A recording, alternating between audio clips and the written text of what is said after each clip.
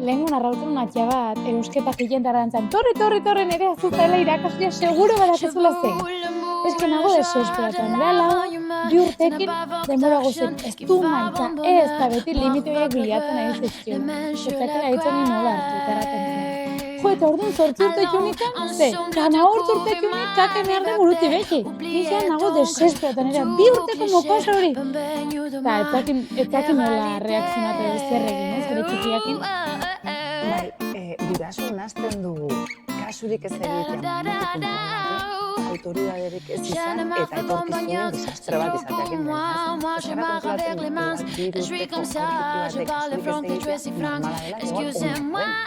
Eta pentsatzen dugu, ostras, orain ez badituten kasurikan, ama 5 urte izatekin, nerabe izatekin. Gainera goingo gaztia hori bezala. Eta zara konturatzen, igual dela kontratua, 2 urteetan, bera ari dela, dagoela garaipen momentu batean haitz importantea dela gurasoetatik bere istea. Importantea dela berak reafirmatzea sinesten duen hori. Eta egiten duela konfiantza gehien duen lekun. Ez, igual aurreskolan dago txiki hori, edo dago ikastolan, edo dago ezakin nun, eta edo amatxin atantxera dintzinen, eta ez da usartzen erratera ez. Eta amatxi konten gelditzeko erraten jo denari, bai. Ez? Edo irakaslia konten gelditzeko, isiltzen da. Igual jo diote, baina bera isiltzen da. Eta hori itxera etorre, eta aleku seguru bakarra gaten aldula pentsatzen duna, sentitzen duna. Eta guk heldu bezala, guraso bezala konturatu harrin hori ona dela, gainera egiten duguna da moztu. Sentitzen gara atakatuak, sentitzen gara guraso txarrak, eta orduan egiten duguna da, pixko bat, ai ama, ez? Beldurtzen gara eta jartzen gara inoiz bino autoritariogo. Jartzen gara inoiz binon gogorrago. Eta horrak behar duna da justun kontrakoa. Behar duna da empatia, eta behar duna da ulertua sentitu. Muga behar ditu? Bai. Enaitzai erraten berak egin behar dula nahi duen guzia bere fase batean dagolako ez. Muga behar ditu, mugak nola jartzen dizkiogun, da hitz importantea. Azkenen, orain ari gara mugak jartzen ikasten. 2 urte arte aurrak gutxi gora bera egiten dute zune duzuna.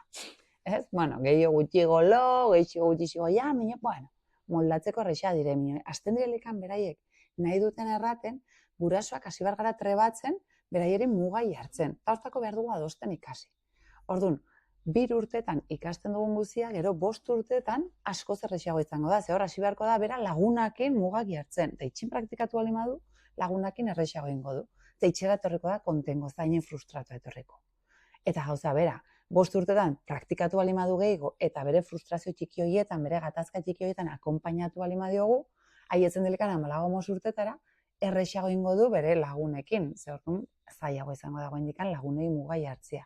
Orduan, guraso bezala betin behar duguna da, ez joan hemendik 10 urtetara. Ez pentsatu orain balima da hola, gero izango da biderramar. Ez, alrebez.